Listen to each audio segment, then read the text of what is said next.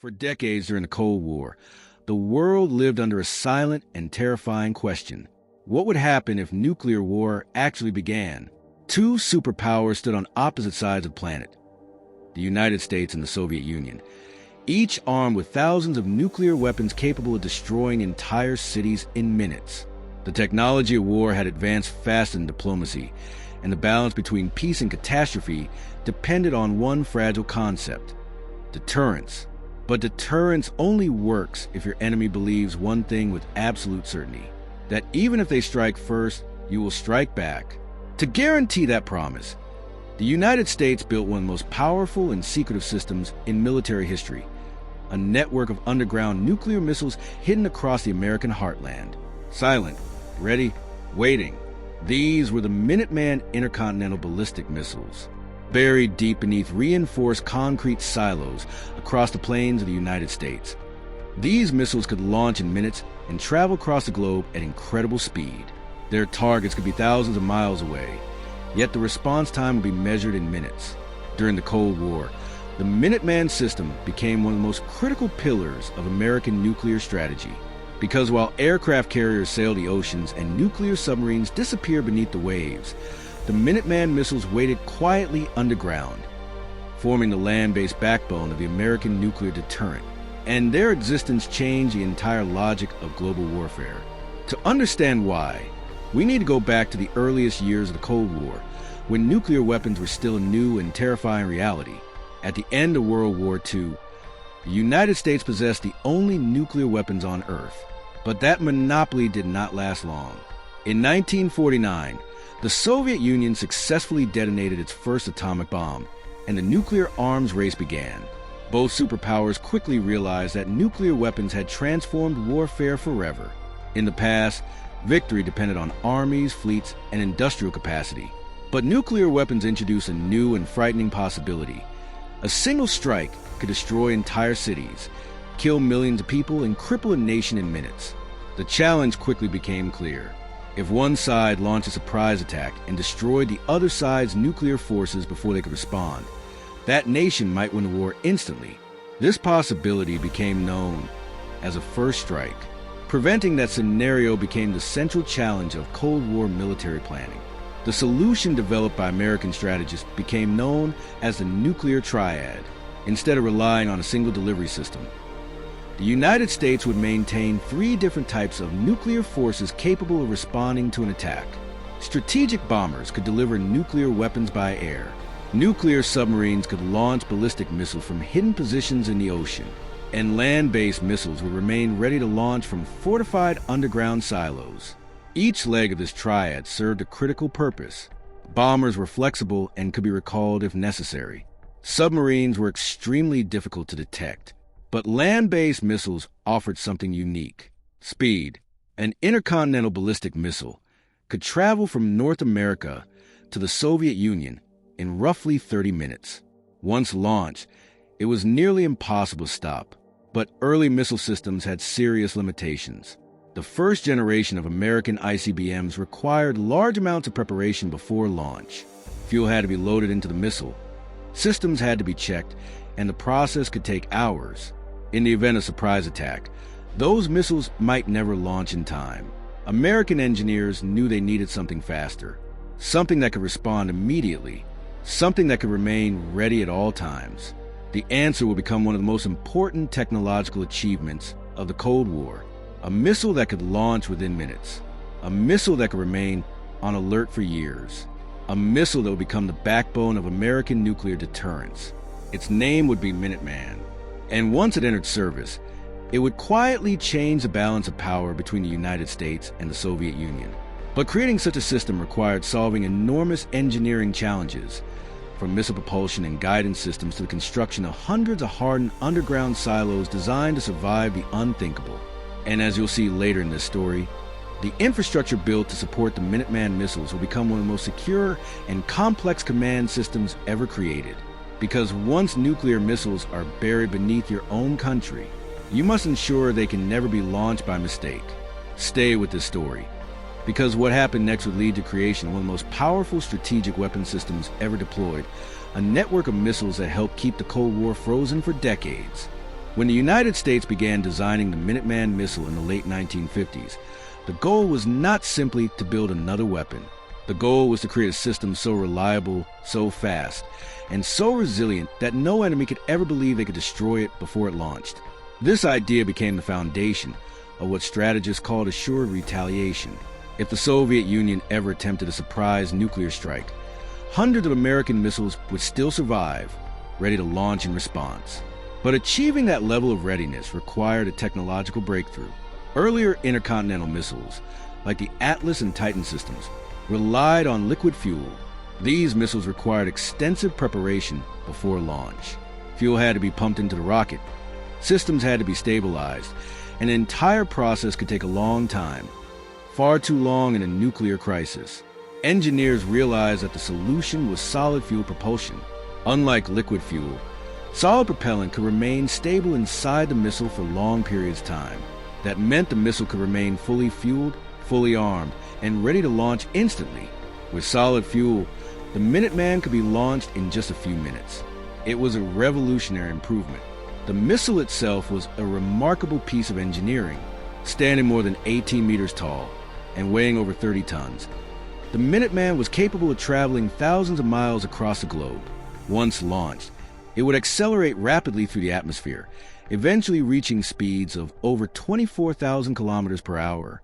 After leaving Earth's atmosphere, the missile would follow a ballistic trajectory through space, guided by an onboard inertial navigation system that continuously calculated its position. Unlike aircraft, which could be intercepted or redirected, ballistic missiles were incredibly difficult to stop. Once launched, the outcome was almost inevitable. The Minuteman could deliver a nuclear warhead to targets deep inside Soviet territory in less than half an hour. But the missile itself was only part of the system. To make the Minuteman effective as a deterrent, the United States needed to deploy hundreds of them, and they needed to be protected. American planners knew that if the missiles were too concentrated in a single location, they could be destroyed by a small number of Soviet warheads. So instead, they created an enormous network of launch sites spread across the American Midwest.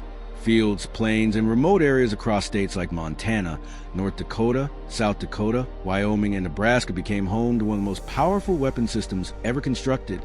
Hidden beneath the surface were reinforced missile silos, massive underground structures designed to protect the missiles from shockwaves, debris, and even nearby nuclear explosions.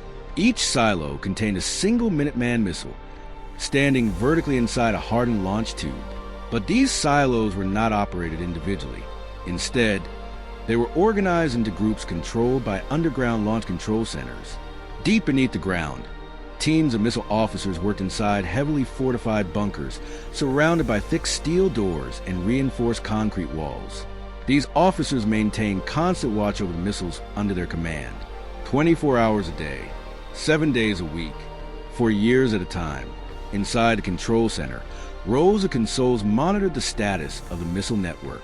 Communication lines connected the crews to the Strategic Air Command, which coordinated America's nuclear forces. The officers working in these underground bunkers were responsible for one of the most serious missions imaginable. If a nuclear attack against the United States was ever detected, they would receive the order to launch. But even in that moment, strict safeguards were built into the system. No single individual could launch a nuclear missile. The launch process required authentication codes, confirmation from higher command, and the cooperation of multiple officers.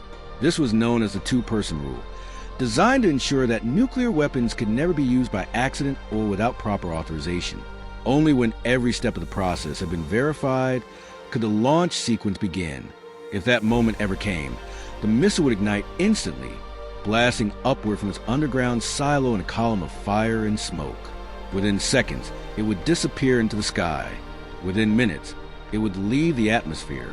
And within half an hour, it would reach its target on the other side of the planet. But despite the destructive power of the Minuteman missile, its real purpose was never to be used. Its true mission was far more paradoxical. The Minuteman existed to prevent war, because the Soviet Union knew that even if they attacked first, hundreds of American missiles would still survive, ready to respond. And that certainty created a terrifying but stable balance, a balance that would come to define the nuclear age. But maintaining that balance required constant modernization, technological upgrades, and an immense logistical effort to keep the missile network operational year after year. And as the Cold War intensified to the 1960s and 1970s, the Minuteman system would evolve into something even more powerful, capable of delivering multiple nuclear warheads from a single missile, a development that would dramatically increase the strategic power of America's nuclear arsenal. By the late 1960s, the Minuteman missile system had already transformed the strategic balance between the United States and the Soviet Union. Hundreds of missiles were now buried beneath the American plains, each one capable of reaching targets thousands of miles away. Together, they formed a silent network of nuclear deterrents that stretched across the heart of the United States. But the Cold War was an era of constant technological competition. Neither superpower could afford to fall behind. As Soviet missile technology improved, American military planners began searching for ways to make the Minuteman system even more powerful, more accurate, and more resilient. One of the most important breakthroughs came with the development of multiple independently targetable reentry vehicles, known as MIRVs. This technology fundamentally changed the capabilities of intercontinental ballistic missiles. Instead of carrying a single nuclear warhead, a missile could now carry several, each capable of striking a different target. After the missile left the atmosphere and reached the correct trajectory in space, the post-boost vehicle will begin releasing its warheads one by one, adjusting its course slightly between each deployment. From a single missile launch in North America, multiple warheads could descend toward different targets across Soviet territory. Military planners understood the implications immediately. A single missile silo could now deliver several nuclear strikes. This dramatically increased the strategic power of the Minuteman system. The upgraded version, known as Minuteman III, entered service in the 1970s and quickly became one of the most advanced nuclear weapon systems in the world. Its improved guidance system also made the missile far more accurate than earlier versions. Accuracy mattered enormously in nuclear strategy. Earlier missiles were designed primarily to destroy large urban targets. But as accuracy improved, strategic planners realized that nuclear weapons could also be used to target hardened military facilities, including enemy missile silos. This development introduced a new and dangerous dimension to nuclear strategy. If one side believed it could destroy the other side's missiles before they launched, the temptation to strike first might increase. This possibility worried policymakers in both Washington and Moscow. Ironically, the very technology designed to strengthen deterrence could also increase instability. To address this growing risk, both superpowers began negotiating arms control agreements designed to limit certain types of nuclear weapons. Treaties like the Strategic Arms Limitation Talks, known as SALT, attempted to cap the number of deployed missiles and slow the pace of the arms race. But even as diplomatic negotiations continued, the Minuteman system remained a central pillar of American strategic defense. By the height of the Cold War, the United States maintained hundreds of Minuteman missiles on constant alert. Each missile was maintained by specialized crews responsible for ensuring that the system remained fully operational at all times. The logistical effort required to maintain this network was enormous. Technicians regularly inspected the missiles, tested guidance systems, and monitored the condition of the solid fuel propellant. Even though the missiles were rarely seen by the public, they required constant attention behind the scenes. The underground silos themselves were remarkable feats of engineering. Each structure was designed to withstand enormous forces, including the shock waves generated by nearby nuclear detonations. Massive blast doors protected the launch tubes, while shock absorbers allowed the missile platform to remain stable even if the surrounding ground experienced violent tremors. All of this engineering served one purpose: survivability. If the Soviet Union ever attempted a nuclear first strike against the United States, the Minuteman silos needed to survive long enough to launch their missiles in retaliation. This concept became known as second strike capability, and it was the foundation of nuclear deterrence during the Cold War. Both superpowers understood that any nuclear war would inevitably lead to devastating retaliation. That realization produced one of the strangest strategic doctrines in human history. It was called mutually assured destruction, often shortened to MAD. Under this doctrine, nuclear war was considered unwinnable. If either side launched its nuclear weapons, the other side would respond with equal or greater force. The result would be catastrophic destruction on both sides. And because both superpowers knew this outcome was inevitable, neither side wanted to be the first to launch. Paradoxically, the existence of thousands of nuclear weapons helped prevent them from ever being used. The Minuteman missile system became one of the most visible symbols of this terrifying balance. Buried beneath quiet farmland and open prairie, these missiles stood ready day and night, not to fight a war, but to ensure that one never began. Yet maintaining this delicate balance required constant vigilance. Missile crews remained on alert. Radar systems scanned the skies for signs of incoming attacks. Strategic command centers monitored global events around the clock, because in the nuclear age, peace depended on something fragile, the certainty that retaliation would always be possible. For decades, the Minuteman missile system stood quietly beneath the American landscape, hidden from public view, rarely discussed outside military circles, yet constantly ready. From the outside, the silos looked almost ordinary. A fenced compound in the middle of the field, a small concrete structure, a heavy metal lid covering the launch tube below. But beneath that lid waited one of the most powerful weapons ever created. And across the United States, hundreds of these silos formed a vast and silent network stretching across thousands of miles. During the most intense years of the Cold War, these missiles remained on alert every minute of every day. Inside underground launch control centers, missile officers rotated through shifts that lasted 24 hours or more. Their environment was isolated, controlled, and heavily secured. Massive blast doors sealed the entrance. Communication systems linked the crews directly to the Strategic Air Command. And on their consoles sat one of the most sobering responsibilities imaginable. If the order ever arrived, they would launch nuclear weapons. The decision itself would never be theirs. That authority rested with the President of the United States, transmitted through a highly secure chain of command designed to prevent mistakes, unauthorized actions, or false alarms. But the crews were the final link. Two officers sat side by side in the control center, constantly monitoring the status of the missile network. If a launch order was ever received and verified, both officers would insert their launch keys into the console and turn them simultaneously. Only then would the launch sequence begin. Deep inside the silo, the Minuteman missile would ignite with tremendous force. The blast doors would open, and within seconds, the missile would rise into the sky in a towering column of flame. But throughout the entire Cold War, that moment never came. The Minuteman missiles were never launched in combat. Their mission was something far more unusual. They existed to prevent the war they were built to fight. By the 1980s, the Minuteman system had become one of the most important components of the American nuclear triad, working alongside strategic bombers and ballistic missile submarines to ensure that the United States could always respond to a nuclear attack. This redundancy made the system extremely difficult to eliminate. Even if an enemy attempted to destroy one part of the triad, the others would still survive. That certainty helped maintain the fragile stability that defined the Cold War. Yet the world was constantly reminded of how dangerous this balance truly was. Moments like the Cuban Missile Crisis brought the superpowers dangerously close to nuclear conflict. For several tense days in 1962, the possibility of nuclear war seemed frighteningly real. Behind the scenes, missile crews across the United States remained at their posts, their missiles ready, their systems prepared, waiting. But diplomacy prevailed. The crisis passed, and the missiles remained silent. As the Cold War slowly came to an end in the early 1990s, many nuclear weapon systems were reduced or dismantled as part of international arms control agreements. But the Minuteman missile system did not disappear. Instead, it evolved.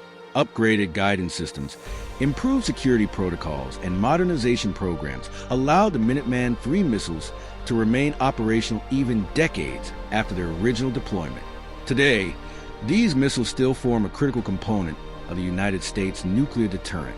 Hundreds of them remain buried beneath the American plains, maintained by dedicated crews who continue the mission that began more than half a century ago.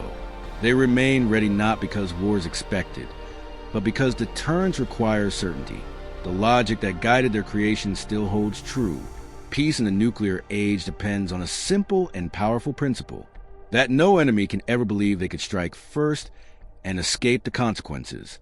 And for generations, the Minuteman missiles helped ensure exactly that. Hidden beneath fields and open skies, they stood as silent guardians of one of the most uneasy balances in human history. A balance where the most powerful weapons ever created were never meant to be used. Because in the strange reality of the Cold War, the weapons that could end the world were also the ones that helped keep it from happening.